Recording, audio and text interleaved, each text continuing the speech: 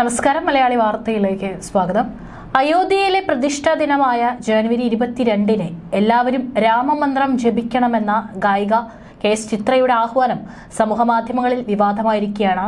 ചിത്രയ്ക്കെതിരെ ഇടതുപക്ഷ അനുഭാവികളായ പലരും രംഗത്ത് വന്നു കഴിഞ്ഞു. ചിത്രയ്ക്കെതിരായ ഇത്തരം പ്രതികരണങ്ങൾ വളരെ വേദനയുണ്ടാക്കിയെന്നാണ് ഇപ്പോൾ ഗായകൻ G വേണുഗോപാൽ പ്രതികരിച്ചിരിക്കുന്നത്.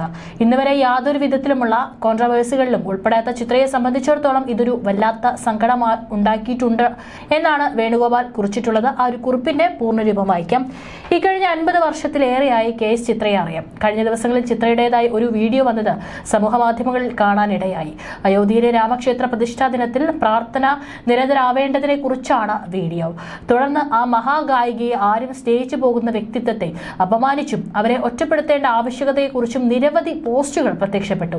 ഇന്നുവരെ യാതൊരു വിധത്തിലുമുള്ള കോൺട്രവേഴ്സികളിലും ഉൾപ്പെടാത്ത ചിത്രയെ സംബന്ധിച്ചിടത്തോളം ഇതെല്ലാം വല്ലാത്ത സങ്കടമാണ് ഉണ്ടാക്കിയിട്ടുള്ളത്. ഇക്കഴിഞ്ഞ 44 വർഷങ്ങളിൽ ചിത്ര പാട്ടുപാടുക മാത്രമേ ചെയ്തിട്ടുള്ളൂ.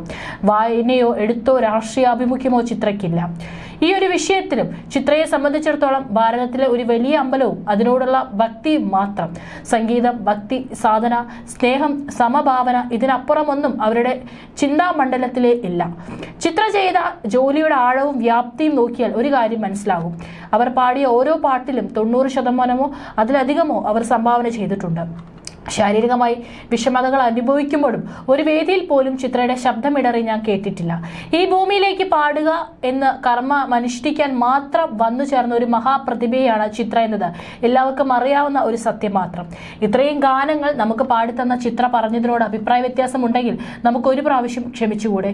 വൈകുന്നേരം 4 നാമം ജപിക്കണം, ഞായറാഴ്ച തോറും പള്ളിയിൽ 5 നേരം നിസ്കരിക്കണം എന്നൊക്കെ ഉപദേശിക്കുന്ന അമ്മമാരും മുതിർന്ന ചേച്ചിമാരും ഇല്ലാത്ത ഒരു വിപ്ലവകാരിയുടെ വീട് പോലും ഉണ്ടാകില്ല. അഭിപ്രായ വ്യത്യാസം ഉണ്ടെങ്കിൽ ആരും അവരെ ഉപേക്ഷിക്കുകയോ ബന്ധം വേർപ്പെടുത്തുകയോ ചെയ്യാറില്ല. സമൂഹ മാധ്യമമാകുന്ന ഈ പുതിയ കളിപ്പാട്ടത്തിൽ നമ്മൾ മലയാളികൾ അഭിരമിക്കുന്നു. ധൈര്യപൂർവ്വം നമ്മൾ അതിലൂടെ നേരിന്റെ ഒരു അരികു ചേർന്ന് നടക്കാറുണ്ട്. പലപ്പോഴും ചിലപ്പോൾ കർശനമായ തിട്ടൂരങ്ങളും നമ്മൾ പുറപ്പെടുവിക്കാറുണ്ട്. ചിത്രയുടെ കാര്യത്തിൽ എന്ന പോലെ നമ്മൾ മലയാളികൾ ലോകോത്തരം എന്ന ലേബലിൽ സംഗീത ലോകത്തിന്റെ നെറുകയിൽ ചൂടിക്കാൻ ഒരു ചിത്രയും ഒരു യേശുദാസും ഒക്കെയാണ് ഉള്ളത്. ഒരു മനുഷ്യായുസിൽ ചെയ്യാൻ സാധിച്ചതിൽ എത്രയോ അധികം ഇവർ ചെയ്തിരിക്കുന്നു. അത് മുഴുവൻ കേട്ട് ആസ്വദിക്കാനും കൃത്യമായി വിലയിരുത്താനും നമുക്ക് പോരാ ഒരു മനുഷ്യായുസ്. ഈ വ്യക്തികളോട് നിങ്ങൾക്ക് നിസ്സഹകരിക്കാം, വാക്കുകൾ മുഖവിലേക്ക് എടുക്കാതിരിക്കാം. ഇവരാരും രക്തം ചിന്തിയ വഴികളിലൂടെ വന്ന് അധികാര ശ്രേണികളിൽ ഇരിക്കുന്നവരല്ല. ഇവർ ശ്രുതിയിലും താളത്തിലും ഭാവാത്മകമായി നമ്മുടെ ഗാനലോകത്ത് ചിരപ്രതിഷ്ഠ നേടിയവരാണ്. അവരെ വേദനിപ്പിക്കാതിരിക്കാൻ നമുക്ക് ശ്രദ്ധിക്കാം എന്ന് മാത്രമാണ് എൻ്റെ അഭ്യർത്ഥന എന്ന് പറഞ്ഞുകൊണ്ടാണ് വേണുഗോപാലിന്റെ പോസ്റ്റ് അവസാനിക്കുന്നത്. അതിന് താഴെ നിരവധി ആളുകളാണ് ഇതിനെ അനുകൂലിച്ചുകൊണ്ട് വരുന്നത്. കഴിഞ്ഞ കുറച്ച് ദിവസമായിട്ട് ഇപ്പോൾ ചിത്രയ്ക്കെതിരെ സൈബറിടങ്ങളിലടക്കം വലിയ വിമർശനമാണ് ഉയർന്നു കേട്ടുകൊണ്ടിരിക്കുന്നത്. അതിനിടയിലാണ് ഇത്തരത്തിൽ ചിത്രയ്ക്ക് സപ്പോർട്ടുമായി G വേണുഗോപാൽ ഒരു ഫേസ്ബുക്ക് പോസ്റ്റും പങ്കുവയ്ക്കുന്നത്.